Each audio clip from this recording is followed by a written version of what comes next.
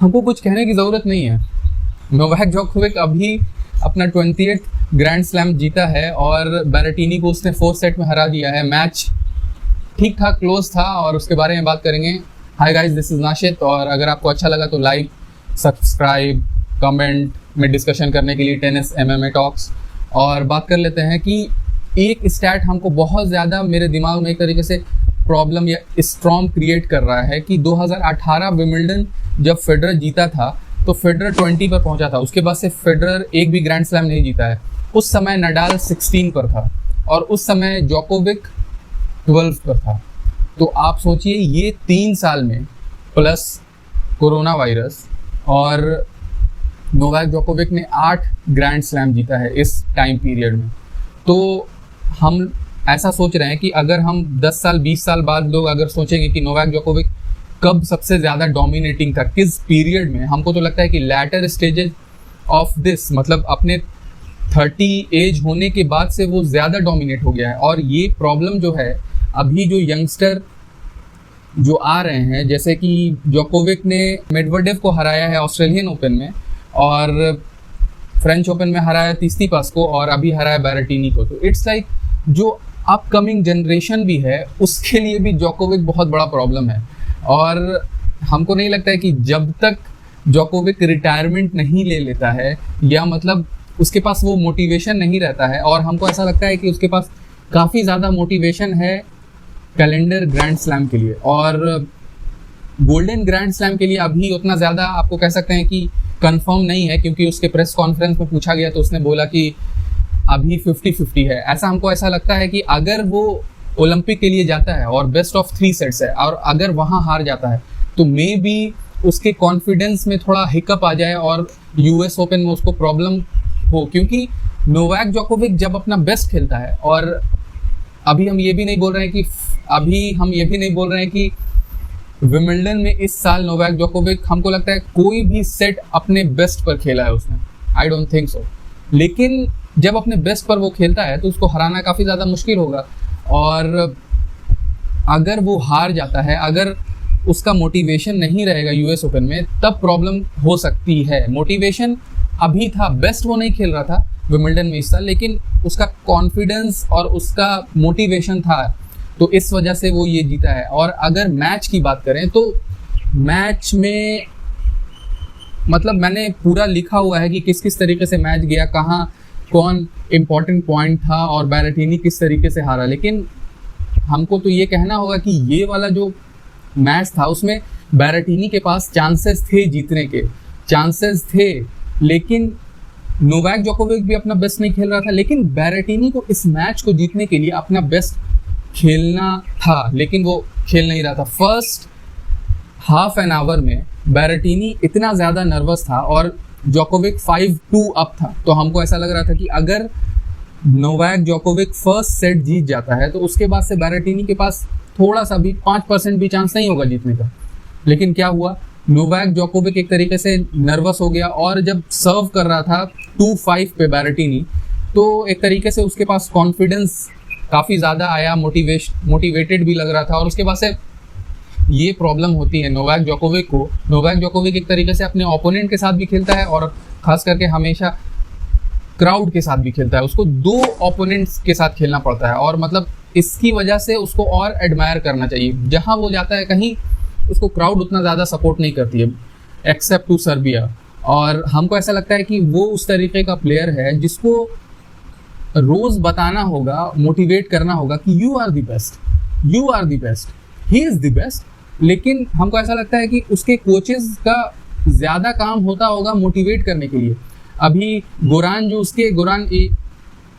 और जो उसके कोचेस हैं, कोचेस का काम होगा सिर्फ मोटिवेट करना और एक तरीके से टैक्टिकली बताना, वो सब तो कोचेस का काम होता है। लेकिन ज़्यादा हमको लगता है कि मोटिवेट करने के लिए नोवाक जोकोविक अपने पॉजिटिव मतलब पर्सन्स को रखते हैं, और गोरान जो है उसके बारे में इतना बड़ा उसका एडमायर है, और उससे भी प्रेस कॉन्फ्रेंस में पूछा गया तो बोला he is unstoppable, he is unbeatable, Goran ने बोला नोवाक जोकोविक के बारे में। और ऐसे सवाल पूछा गया था कि अगर गोरान तुम अपने बेस्ट पर होते और नोवाक जोकोविक के साथ मैच होता तो व्हाट कैन यू डू, किस तरीके का टैक्टिक्स तुम अपनाते।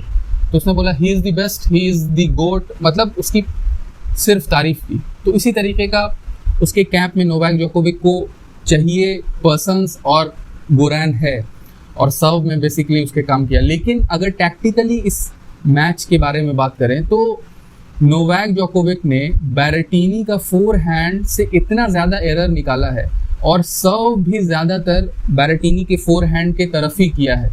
मतलब हमको ऐसा लग रहा है कि फर्स्ट सेट के लास्ट में जब बहुत ज़्यादा मोटिवेटेड बैरेटिनी लग रहा था और एक तरीके से टाई ब्रेक में जीत गया वो फर्स्ट सेट, तब भी मैच हार गया। इट्स लाइक बहुत ज़्यादा सरप्राइजिंग नहीं है, तीसरी पास वाला आप याद कीजिए। और लेकिन तब भी फर्स्ट सेट के लास्ट में हमको ऐसा लग रहा था कि बैरेटिनी अगर अपने स्लाइस गेम को रेगुलर रखता है, कंटिन्यू रखता है, तो नोवाक जोकोविक को कुछ स्लाइस रैली में नोवाक जोकोविक हार रहा था।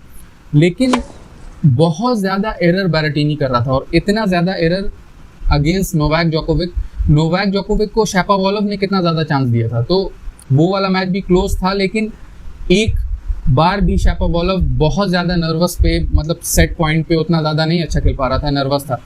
बैरेटिनी ने फर्स्ट सेट में ऐसा किया, और फर्स्ट सेट के टाई ब्रेक में नोवाक जोकोविक अच्छा नहीं खेल रहा था। लेकिन उसके बाद से सेकेंड सेट के फर्स्ट गेम में नोवाक जोकोविक ने ब्रेक किया, सेकेंड सेट के थर्ड गेम में नोवाक जोकोविक ने ब्रेक किया। और मतलब सेकेंड सेट जीतने के बाद जो एक तरीके से थोड़ा सा स्ट्रगलिंग नोवाक जोकोविक के बाद फिर से, मतलब नोवाक जोकोविक बेसिकली लास्ट में सेकेंड सेट जीत गया 6-4, लेकिन तब भी उसके बाद से कोई चांस नहीं लग रहा था, और बहुत ज़्यादा इंटरेस्टिंग मैच नहीं बचा था। कुछ पॉइंट्स बैरेटिनी बहुत ज़्यादा ब्रेक पॉइंट्स बचा रहा था, बहुत सारे गेम आपको 8 मिनट 10 मिनट का जा रहा था, तो लग रहा था कि कॉन्टेस्ट है। लेकिन अगर आप होल मैच देखिएगा, जितना मोटिवेटिंग नोवाक जोकोविक और जितना इंपॉर्टेंट पॉइंट पे अच्छा खेल रहा था, बैरेटिनी के पास चांस नहीं था। और बैरेटिनी मैच के बाद भी काफ़ी ज़्यादा खुश लग रहा था। और इसको किस तरीके से लिया जाए, जिस तरीके से तीसरी पास 2-2 लव अप था, और उसके बाद से ही इज़ लाइक अभी वो उसके बाद से अच्छा परफॉर्म नहीं कर पा रहा है। और बैरेटिनी, हमको ऐसा लगता है कि जिस तरीके से उसने पॉजिटिवली ये वाला लॉस लिया है, तो उसको उतना ज़्यादा डिफ़िकल्टी नहीं होगी कि फर्स्ट अपना ग्रैंड स्लैम फाइनल हार गया है। और अगर पॉइंट्स की बात करें तो 4 लव अप था जोकोविक सेकेंड सेट में भी। थर्ड सेट में जोकोविक ने थर्ड गेम में बैरेटिनी को फिर से ब्रेक किया, और उसके बाद से फोर्थ सेट में 7th गेम में नोवाक जोकोविक ने बैरेटिनी को ब्रेक किया। और एक ही ब्रेक, सेकेंड सेट में 2 ब्रेक हुआ था, लेकिन एक ब्रेक बैरेटिनी ने वापस ले लिया था। लेकिन इस मैच को जितना बड़ा अचीवमेंट जोकोविक ये मैच जीतने के बाद अभी तीनों 20-20-20 पे हैं, तो टैक्टिकली तो बैरेटिनी ने अच्छा नहीं खेला। लेकिन अगर आप देखिएगा कि जोकोविक को कहाँ अटैक किया जाए, बैरेटिनी को अपना गेम खेलना था। जोकोविक के गेम में कुछ प्रॉब्लम नज़र नहीं आ रही है। बेसिकली मैंने आपको बताया कि फर्स्ट सेट के लास्ट में अगर स्लाइस गेम थोड़ा प्रॉब्लम कर रहा था जोकोविक को, लेकिन उसके बाद से उसने स्लाइस गेम भी अपना सही कर लिया, और उसके बाद से ज़्यादा अटैक करने लगा बैरेटिनी के फोरहैंड पे। 1-2 विनर्स, 4-5 विनर्स, और आपको कह सकते हैं कि 50-60 एरर्स, तो इट्स लाइक बहुत ज़्यादा रेशियो है। I think in real terms, मतलब अगर 10-12 विनर्स है फोरहैंड के, तो आपको 40-50 एरर्स हैं इन एक्चुअल नंबर। तो हमको ऐसा नहीं लगता है, मतलब उन लोगों के लिए उनको पॉजिटिव लेना चाहिए। अभी भी मतलब एक ही ग्रैंड स्लैम हारे हैं, ज़्यादातर यंगस्टर अपकमिंग जनरेशंस, तो मतलब उतना ज़्यादा प्रॉब्लम नहीं होना चाहिए। लेकिन नोवाक जोकोविक के पास अभी गोल है, और नोवाक जोकोविक को US ओपन में हराना हमको लगता है काफ़ी ज़्यादा मुश्किल हो सकती है। और ये भी देखना होगा कि नोवाक जोकोविक चूज़ करता है ओलंपिक में खेलना या नहीं। अभी उससे पूछा गया था, तो मैंने आपको बताया कि 50-50 है। सो आगे बात करेंगे कि नोवाक जोकोविक अगर ओलंपिक में खेलता है तब उसके बारे में बात करेंगे।